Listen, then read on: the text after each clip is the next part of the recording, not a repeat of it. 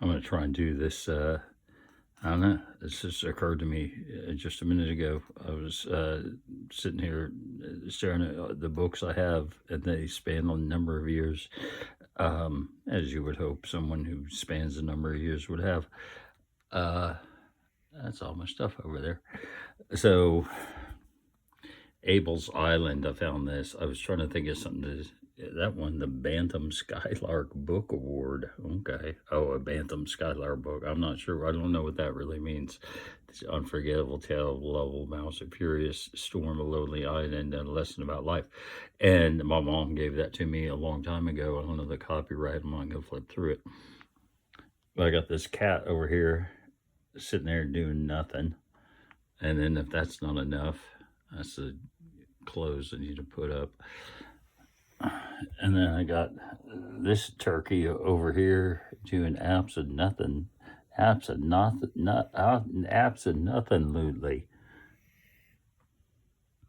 at that.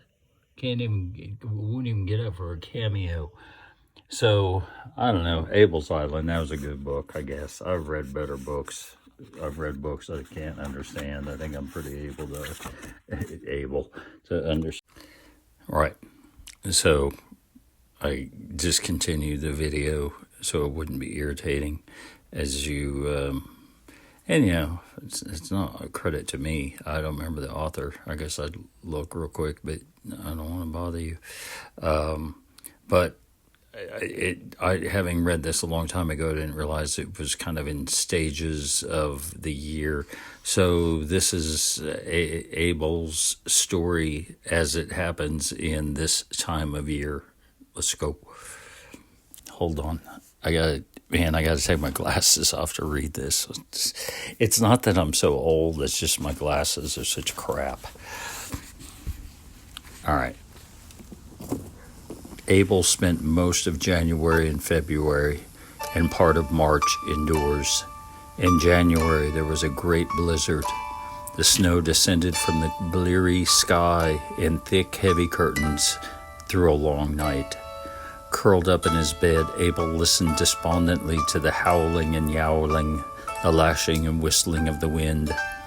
His log was buried deep, and though a dim light penetrated the snow, almost none got in through the tightly shuttered windows. Even by day, he had to probe his way around. Fortunately, some air filtered through the tightly packed crystals. Hardly knowing day from night, Abel slept and kept no schedule, and the days came and left uncounted. His chief occupation when awake was finding his food. I'm sorry, I have to turn the page. In the groping dark, okay, I didn't realize that was a new sentence, or the same. In the groping dark of his storerooms and eating it, which was sort of a tiresome ritual, a solemn munching.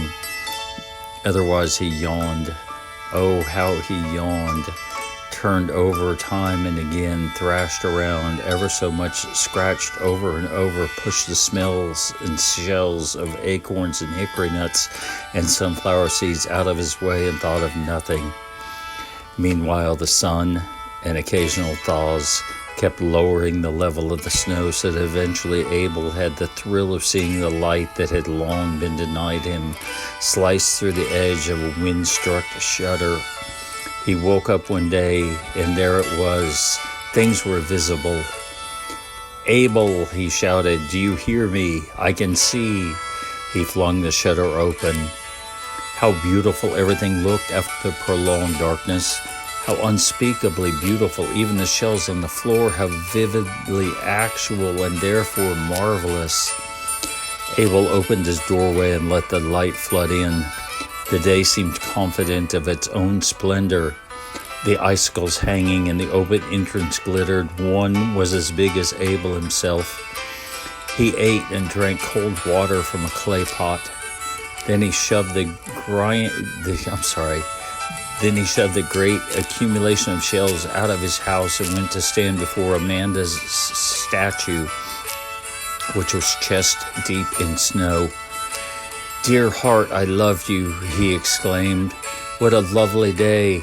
It's February, isn't it? I need to be moving." He flexed his arms, bent backward and forward, and felt foolish before his wife. He didn't know what to say. He put on his snowshoes, got his shovel and spear, and went to read his book. Captain Buren had been wounded, he remembered. Was he going to live or not? He was going to live. His wounds were here, healing, thank God, and spring was coming. The talk of spring filled Abel with unbearable longing. How deeply one felt when alone. Sorry, that noise at the end is when I dropped the book out of my hand. I was just so shocked that Abel was going to be okay, right? And that he was the general. Like I said, it's been a long time. I don't know. It's kind of nice. It's like that.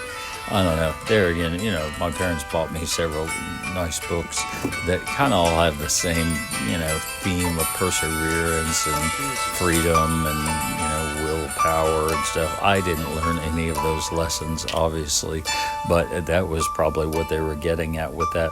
Plus, there were a lot fewer books to buy back then. I mean, the city, we lived in a decent-sized city. There's probably, there's no Amazon, so just go to the bookstore. And my parents weren't even that sociable.